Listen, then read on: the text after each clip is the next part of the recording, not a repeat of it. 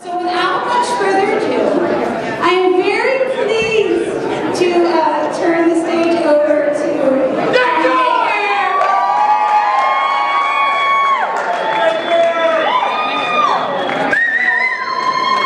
Thank you. I haven't said anything yet. You guys are already on my side. Is everybody having a good time? Is everybody drinking? And is everybody spending money? Alright, good. Alright, the following story is 100% true. There are lots of unpleasant ways to wake up. You could wake up because someone's putting water on you. You could wake up because your dog is barking, and you could wake up because you have to go to work. On December 26, 2001, I woke up in my least favorite way, which is because I woke up having desperately to take a dump. Yeah, I'm telling this story under the cross.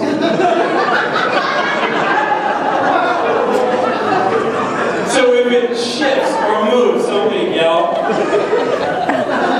So, December 26, 2001, I desperately have to go to the bathroom. And if you guys weren't already uncomfortable, I also have to tell you that I sleep in the nude. If you are the kind of person that creates a mental picture when someone tells you a story, do not try to picture, okay? There's mirrors in my house. I know, it's not pretty. I look like if Grimace and a gummy bear had a baby and rolled it around in hair.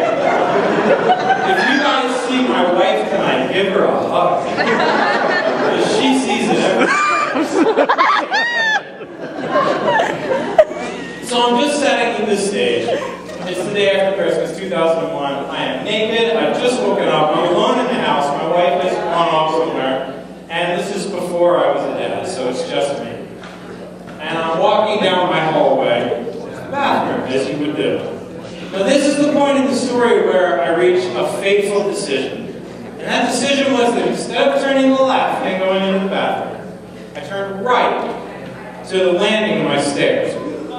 Because, nothing bad has happened yet, everybody relax. Because the morning before, December 25th, which hopefully most of you are aware is Christmas.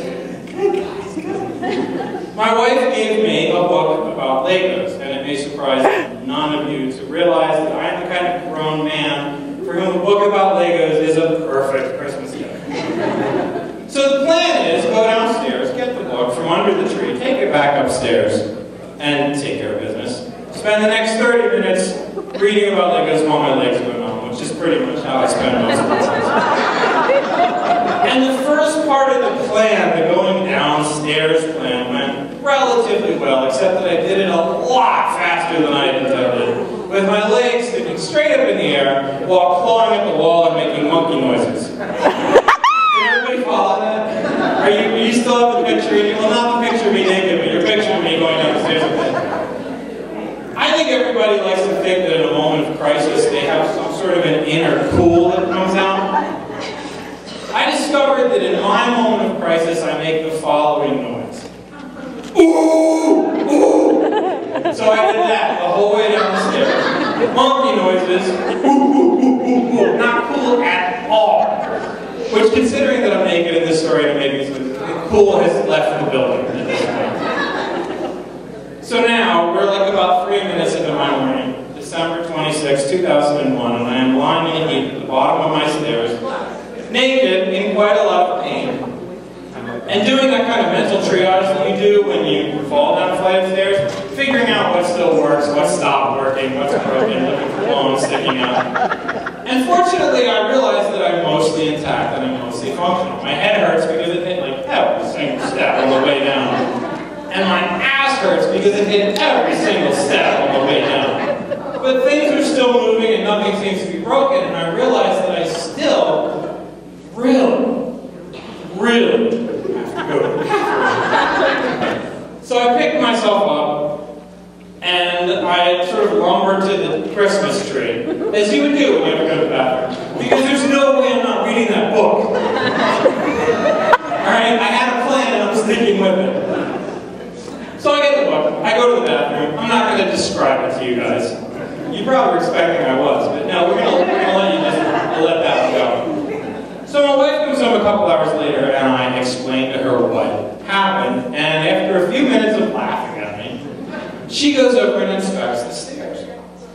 And she says, when you fell, did you cut yourself?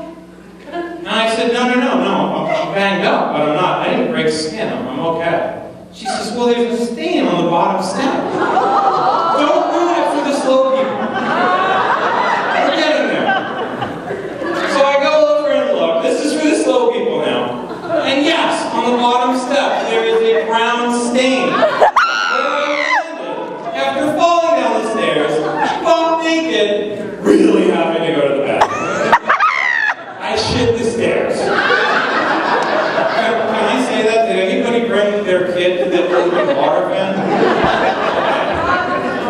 I can say shit. Okay. Everybody alright?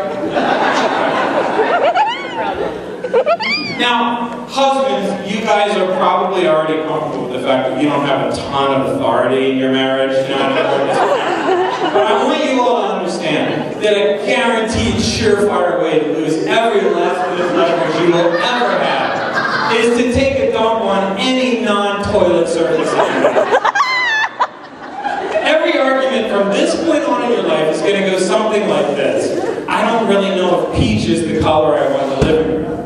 Okay, I see your point, but let me ask you this. Which one of us shit the stairs? It's like the crane move at the end of Karate Kid. There's no counter move. The only way you're getting out of that is in the unlikely event that your wife has actually gone to the bathroom someplace weird. But that was several years ago now, and that was before I was a dad. Now I have a son who's 4 years old. His name is Henry. You guys can applaud. It's considered good form to applaud whenever a fat guy has sex. He's not adopted. I totally had sex. I have some friends that are thinking about having kids, and knowing how into being a dad I am, they ask me what being a parent is like. And the best explanation I could come up with is that it's the most fun that I've ever had while going rapidly and irretrievably insane. And I know you guys know what that feels like. The only difference between my son and a James Bond film is that my son doesn't have a hideout in a hollowed out volcano. He just has one of those pop-up tents from IKEA. But I know he's in there with his stuffed animals plotting against me, you know? Mr. Bun Bun, tonight you distract him and I will fill the PlayStation with pudding. So here's an example of the diabolical nature of our children. My son has a little friend named Reed, who is about his age, and Reed came over for a play date. And Henry and Reed were in the playroom and they were doing their thing, and we were in the living room talking with Reed's parents. And after a while it got really quiet in the playroom. And you guys know that there's a couple different kinds of quiet when kids are playing. There's quiet, like, oh, they're probably reading a book together, and there's quiet, like, shit is going down in there. I need to get in there. And you wouldn't be surprised if you went in there and they were building a nuclear reactor or dissecting one of the cats. You know, it was that kind of quiet. So we go and we look in. And the room is completely demolished. And I don't mean that it's messy. I mean it looks like a frat party happening. And not like a real frat party. Like the kind that happens in movies where there's like 3,000 people and the cops show up and then 15 minutes later the cops are dancing naked and somebody wakes up with a farm animal in their bed. And it looked like that had happened. There's overturned furniture in a pile in the middle of the room. And Henry and his friend are standing on top of it. And the disturbing part wasn't that they managed to do all this in complete silence, but that when we came in the room, they turned and looked at us like, what? And for just a second, I thought I had done something wrong.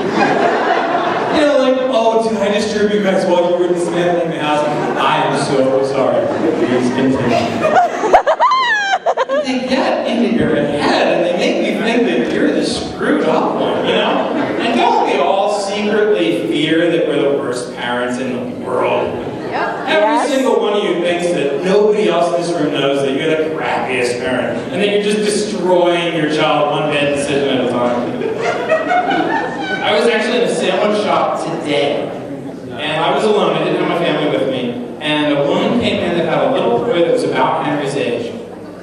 And he was just tearing the place up. He's running around, he's bumping into people, he's knocking stuff over, and he's making this loud noise that is the noise a dolphin would make if it was receiving electroshock therapy. And he runs over to my table and he just screams right in my face. And the mom who's running over and she grabs me and she's like, I'm so sorry. And I was like, hey, you don't have to apologize to me. I have a little kid this age, and he acts out in restaurants too. And your kid is way worse than my kid. So I'm feeling awesome. So I bought her lunch. I'll leave you with one more story, and this is the moment that I realized that being a parent changed me forever. My son is about 1.5. And we're getting ready to give him a bath, and we're drawing the bath, and he's running around the bathroom, and I'm taking his clothes off, and what I don't realize, and you've all been there, is that he has just pooped. We started with poop, we're gonna end with poop. And so as I pull his diaper off, this turd just rolls out like the nastiest, ping pong ball. Like he was smuggling meatballs, And I see him turn and see it, and he goes like this. And without thinking, I grabbed it. And I turned to my wife and I said, yeah, this is my life now. I'm holding a turd in my hand. I want to go back in the time machine and find myself at 22 years old, and like I'm just totally carefree, and jump out of the time machine and go, it's me from the future, and then the young man will go, awesome, what's the future like? And I'll go, it's not good at all. Let me give you an example. In the future, another human being will take a shit on you, and instead of the normal human response, which is something like, oh, yeah, your response would be, oh, man, I'll do that later. What happened? And I wouldn't take any of it back. That's parenting. Parenting is so much other good stuff. And every guy will say that they'll take a bullet for their kid. But the real question is, will you hold this turd while he takes a